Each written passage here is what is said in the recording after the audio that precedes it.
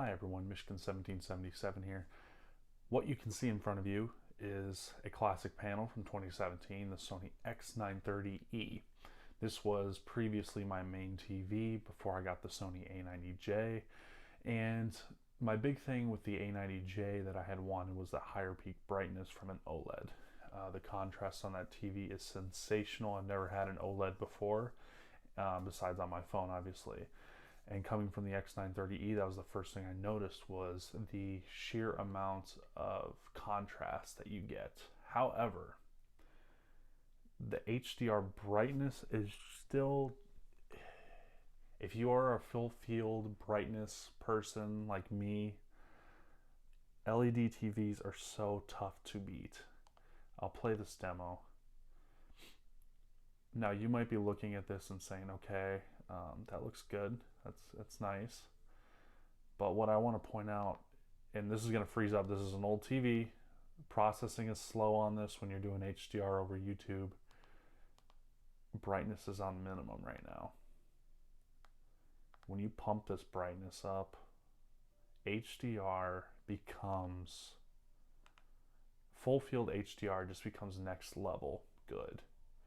And while yes, you don't have the contrast from the A90J, you don't have, the same depth, the full field brightness and daytime settings, it's like looking through a window.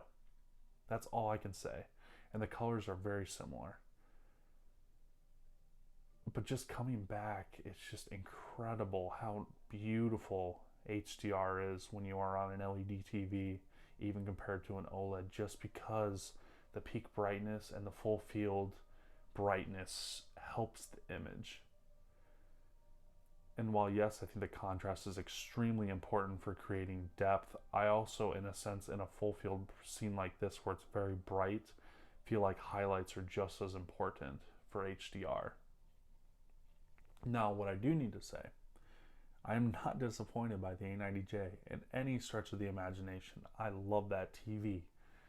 I just do notice that there are still inherent flaws of OLED that need to be called out, that LED don't have, and that is that the full field HDR on LED TVs are still unmatched. I mean, look at the detail in the clouds on that last image. Let me go back here. Oops. Just that extra bit of brightness that you get versus the A90J really makes the clouds pop. There is so much more depth that I don't get on the A90J just because the brightness cannot get that far. And the other beautiful thing about LED TVs, this brightness is sustained.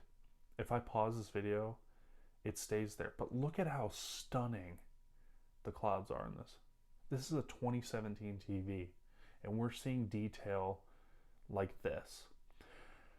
Now, the reason I came back to the 930E and wanted to take a look is because at some point in time we're going to be probably seeing QNED or micro LED hold the market, and there might still be OLED. I'm not going to say that there will or won't be, but the inherent flaws of OLED will hopefully be gone, and we'll be getting the sheer brightness of LED TVs with the contrast of an OLED.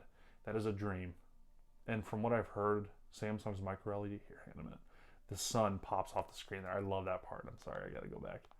The sun just explodes off the screen on this part. Oh, it's insane. It's like the sun is there.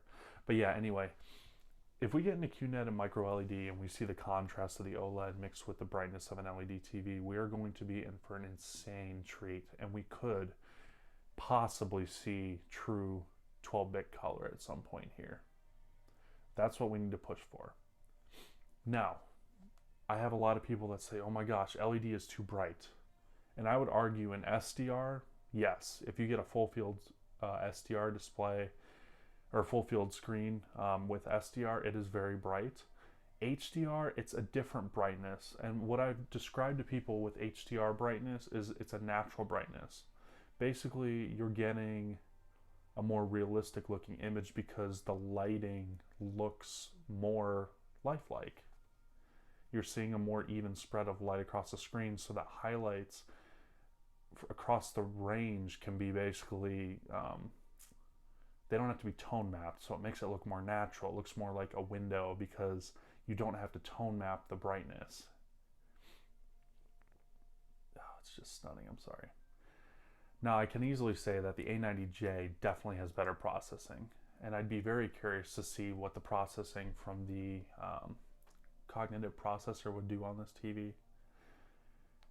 But let me turn that brightness back down. But in a dark room even, black levels on this TV, if you turn the brightness back down, I mean, you can still get a very nice looking image, even going down to the very minimum brightness, which it does freeze up once again, but that's okay. But yeah, black levels look good. More or less though, I'm just making this video to show that you can appreciate multiple technologies. And while I do have an OLED, I'm not going to become an OLED snob. I don't think anyone should become an OLED snob. I don't think anyone should become an LED snob. I think you should recognize that both the technologies have their inherent flaws. Both the technologies have their inherent advantages. But I need to say that the inherent advantage of an LED TV is just the full field HDR brightness is just unmatched right now. And I cannot wait to see what TVs bring in the future, because this just gets me more and more giddy and more excited to see what we get. I just wanted to share this with you all because I feel like, you know, this is just off of my chest, just coming back to it. It makes me happy. In the end, we're all a community. We can come together. We can enjoy products together like this. We can enjoy, like you said, the flaws, the things that make these TVs good, make them bad, and we can come together and chat about them and just enjoy what we have in front of us. So anyone who owns an X930E, this is still a fantastic TV. It is a stunning panel. Anyone who owns an A90J, anyone who owns an LG OLED, you have a fantastic panel in front of you. We're at a time where TVs are, I think, getting ready to take that next step forward, and we just need to wait on it. But in the meantime, enjoy what you have, appreciate what you have, because if you have bought a TV within, you know, I'd say probably the 2017 to now, you are still in a good spot. But yeah, I hope you all liked this video. Please like, comment, subscribe, and if you have comments, share your experiences. I want to hear them. I love to hear about them, because like I said, we're a community and I like to talk to you all. Oh, there's an inherent flaw right there. You can see it, the blooming. Blooming. Absolutely can see the blooming. I gotta do one quick thing here. Turn that brightness down and see if that blooming pops up as much.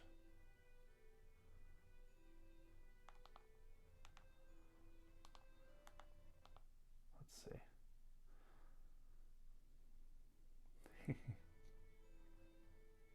Oh, it almost shows up more with the TV lower. Obviously the exposure on the camera is going to see more blooming. It didn't show up as much on the eye. It could also be some compression from YouTube. But I'm like a kid in a candy shop right now coming back to this TV. Okay, I'm gonna call it quits on this video. I just wanted to share my thoughts with you all. Have a good day. Have a great evening. Like I said, leave a comment. Let's chat. I want to hear what your guys' experiences are. It doesn't matter what brand of TV you have. I want to chat with you all and see which kind of TV you prefer, LED or OLED. Let me know in the comments.